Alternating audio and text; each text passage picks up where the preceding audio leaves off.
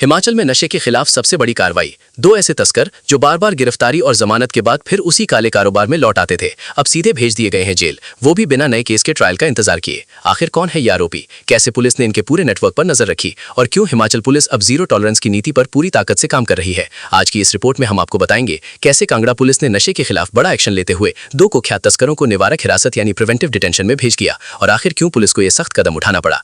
नमस्कार, मैं हूं संजीव भारद्वाज और आप देख रहे हैं हिमालयन 24 न्यूज। शुरू करते हैं आज की इस बड़ी खबर के साथ। हिमाचल प्रदेश में लगातार बढ़ते नशे के कारोबार को लेकर पुलिस अब पूरी तरह सख्त मोड में नजर आ रही है। खासकर युवाओं में चिट्टा और हेरोइन जैसे खतरनाक नशों की बढ़ती लत ने पुलिस और प्रशासन की चिंता बढ़ा दी है। इसी बीच जिला कांगड़ा पुलिस ने बड़ी कार्रवाई करते हुए दो बड़े नशा तस्करों को 3-3 महीने की निवारक हिरासत में भेज दिया है। पुलिस ने ये कार्रवाई मादक पदार्थ अवैध व्यापार निवारण अधिनियम के तहत की है। इस कानून के तहत ऐसे लोगों पर सख्त कदम उठाए जाते हैं जो लगातार नशे के कारोबार में शामिल पाए जाते हैं और समाज के लिए खतरा बन चुके हों। पहला आरोपी धर्मशाला क्षेत्र का रहने वाला अनिकेत बताया जा रहा है। पुलिस रिकॉर्ड के अनुसार उसके खिलाफ पहले से कई मामले दर्ज थे। शाहपुर और धर्मशाला थानों में चिट्टा और हेरोइन बरामदगी से जुड़े केस उसके खिलाफ दर्ज किए गए थे।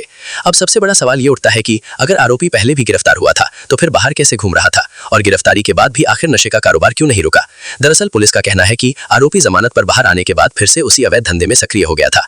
जांच एजेंसियों की रिपोर्ट में सामने आया कि वो लगातार नशे की सप्लाई और वितरण नेटवर्क से जुड़ा हुआ था।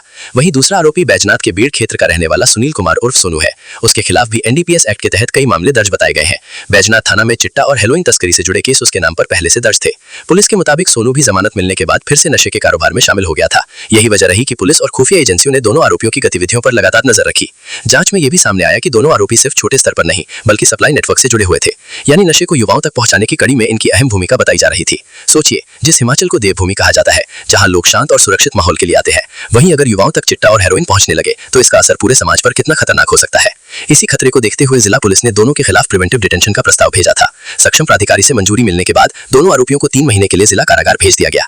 कांगड़ा के एसपी अशोक रतन ने साफ कहा है कि जिला पुलिस अब तक 15 बड़े नशा तस्करों के खिलाफ इस अधिनियम के तहत कार्रवाई कर चुकी है। उन्होंने दो टूक शब्दों में कहा कि युवाओं को नशे से बचाने और समाज को सुरक्षित रखने के लिए आगे भी इसी तरह सख्त कदम उठाए जाएंगे। अब बड़ा सवाल यह है, क्या ऐसी कार्रवाई से हिमाचल में नशे का नेटवर्क टूट पाएगा? क्या युवाओं को इस जहर से बचाया जा सकेगा? और क्या लगातार जमानत पर बाहर आने वाले तस्करों पर यह कानून सबसे बड़ा हथियार साबित होगा? अपनी राय हमें कमेंट करके जरूर बताइए। अगर आप चाहते हैं कि हिमाचल नशा मुक्त बने तो इस वीडियो को ज्यादा से ज्यादा शेयर करें।